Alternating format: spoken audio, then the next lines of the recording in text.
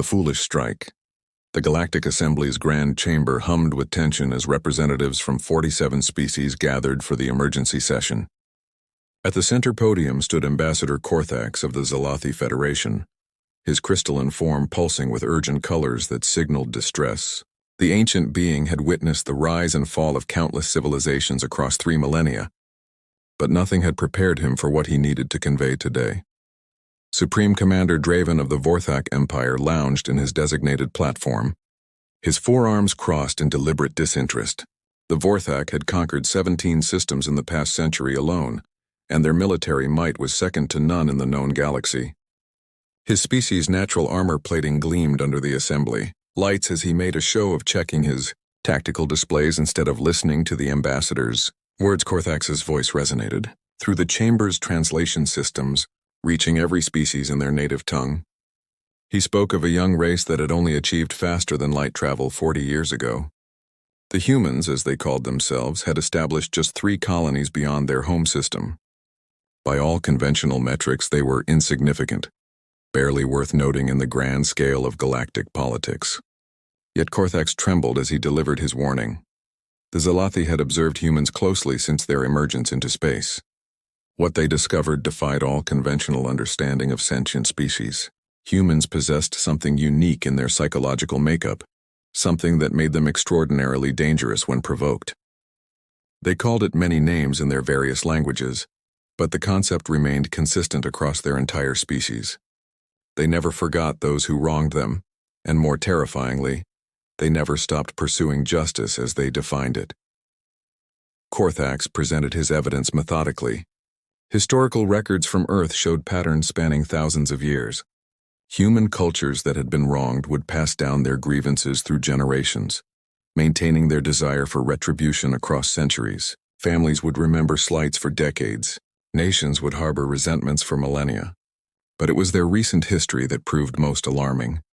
When threatened with extinction during their various global conflicts, humans had demonstrated an ability to unite with frightening efficiency, setting aside internal disputes to face external threats. The ambassador's warning was clear and unambiguous. Do not attack human civilians. Do not threaten their colonies. Do not test their resolve.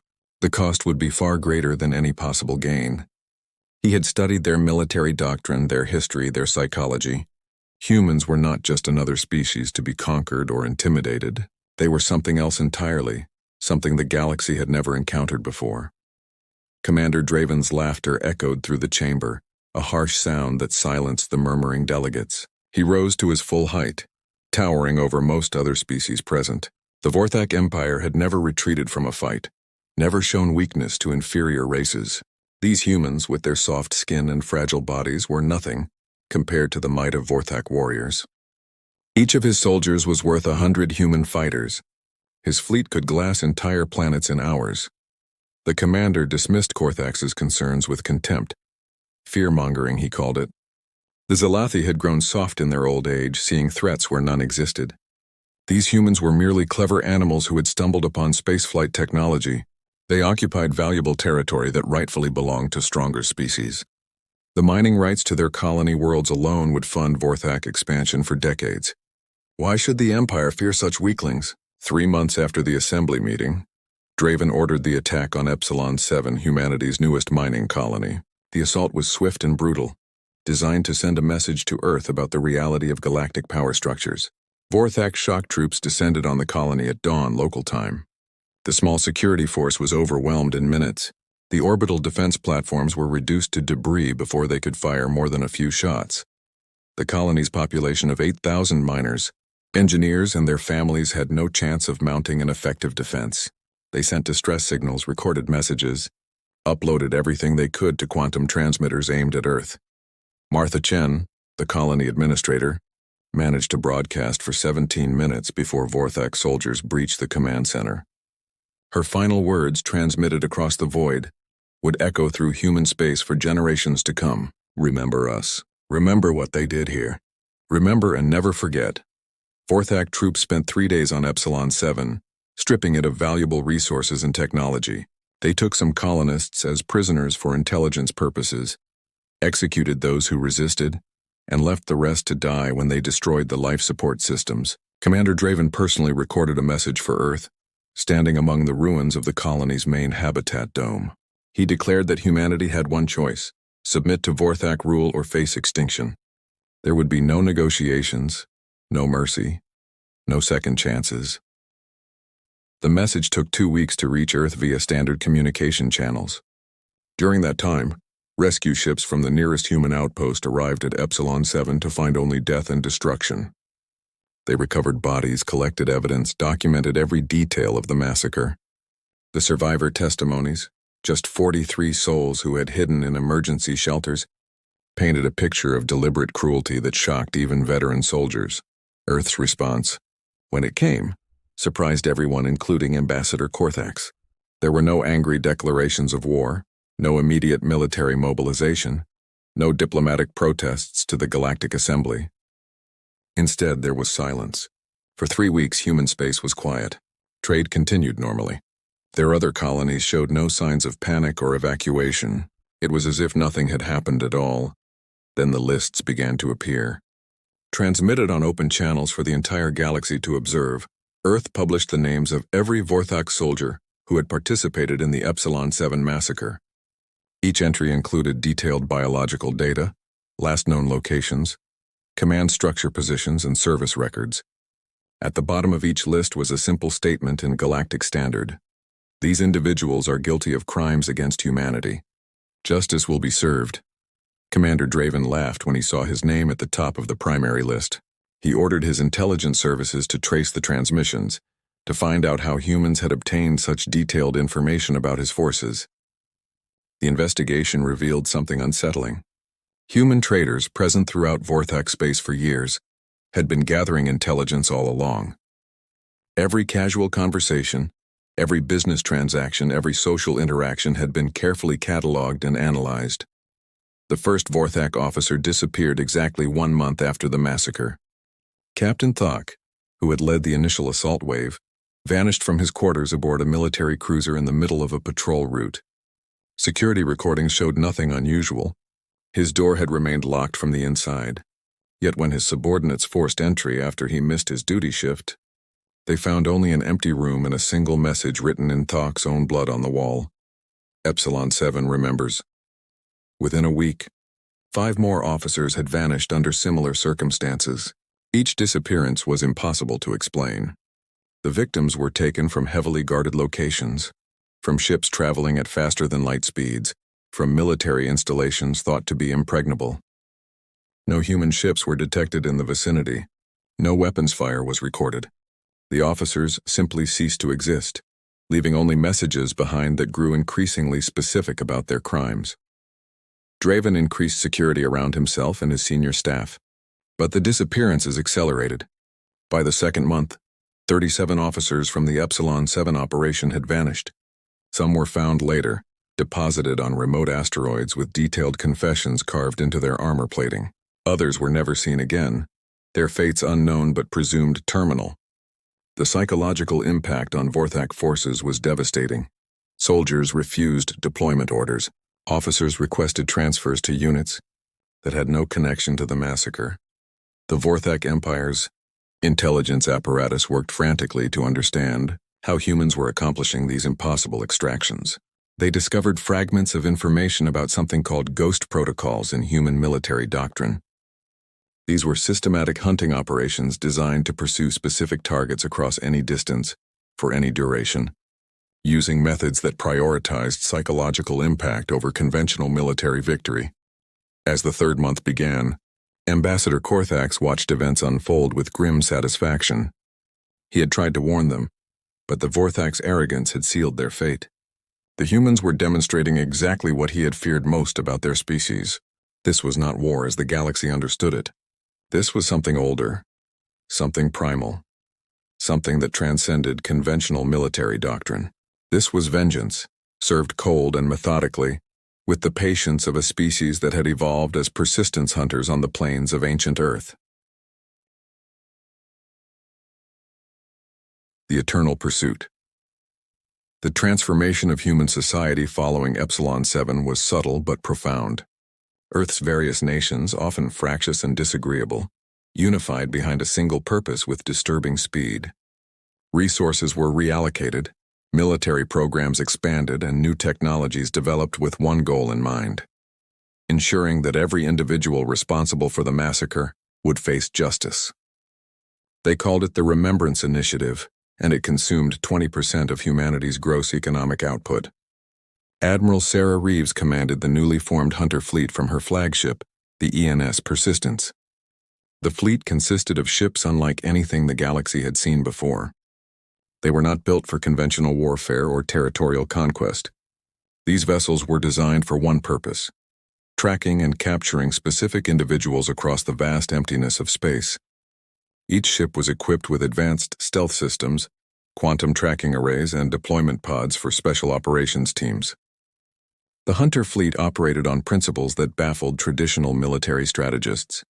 They avoided direct confrontation with Vorthak naval forces, showed no interest in capturing territory or resources, and seemed to appear and disappear at will throughout the galaxy. Their only pattern was the systematic elimination of names from the Epsilon 7 list. Every successful capture was announced publicly, complete with evidence of the individual's crimes and their current status. Marcus Torres led one of the most successful Hunter teams, a former detective from Earth. He had volunteered immediately after losing his daughter on Epsilon 7. His team specialized in what they called social infiltration, using humanity's surprising ability to blend into alien societies. Humans, it turned out, were remarkably adaptable.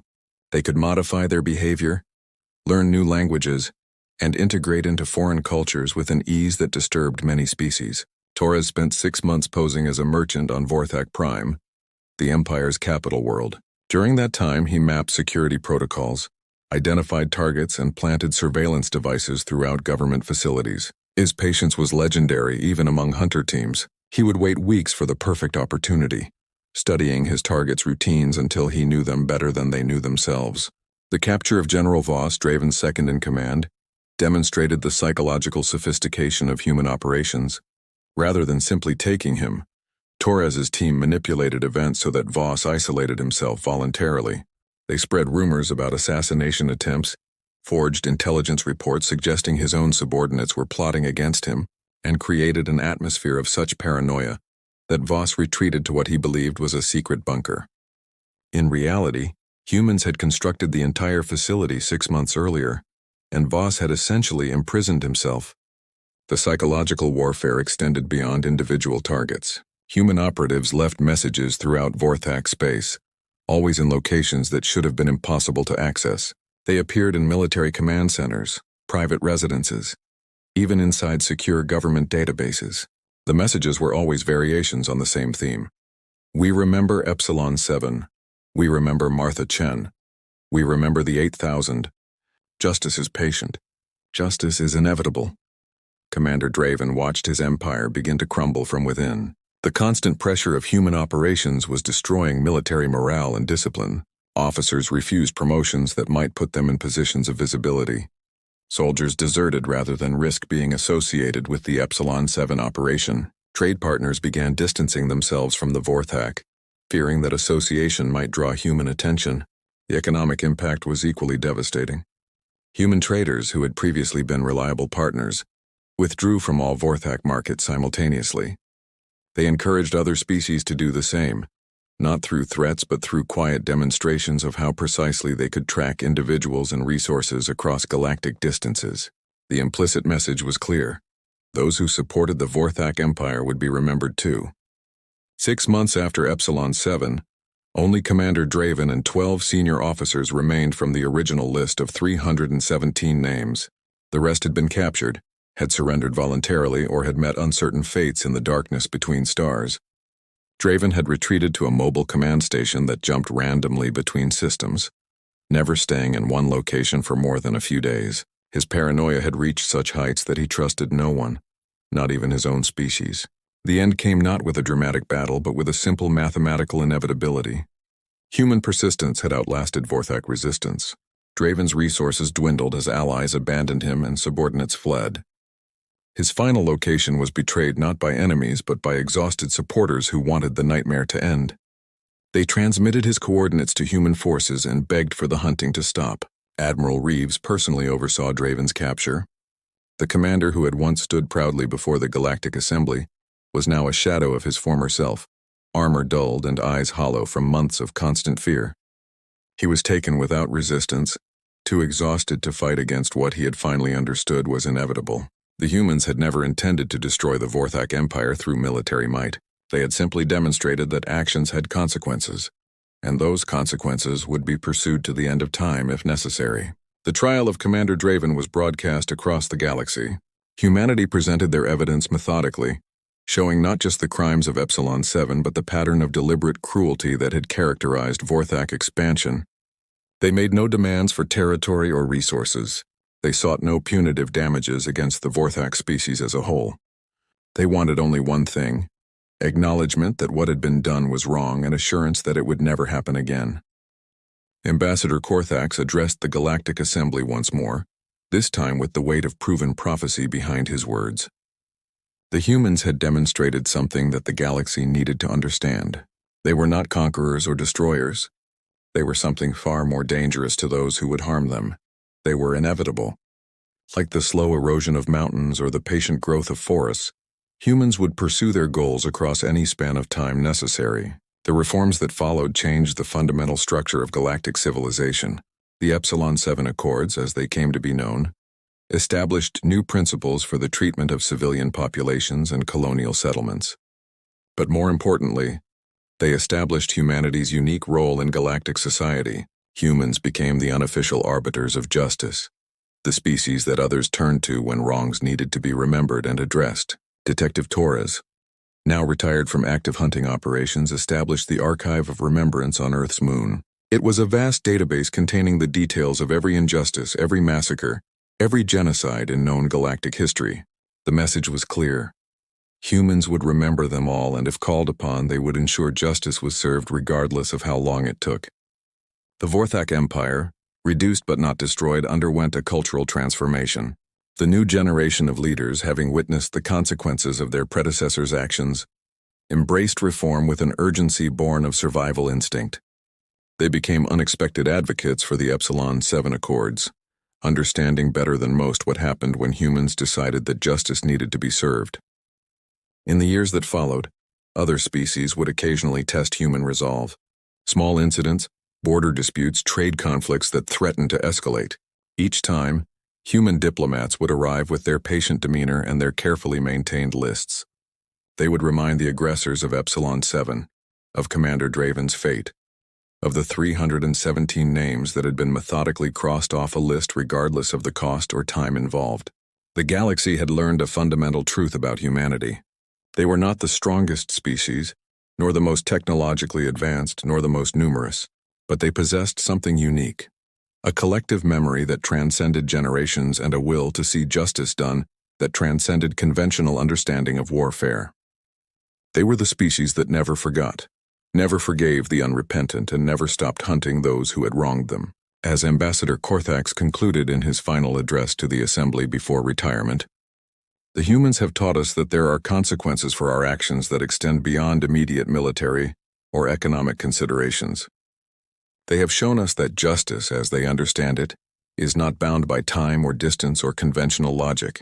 They have demonstrated that some species evolve not to be predators or prey, but to be something else entirely: the universe's memory of right and wrong, and its willingness to enforce that memory across the vast darkness between stars.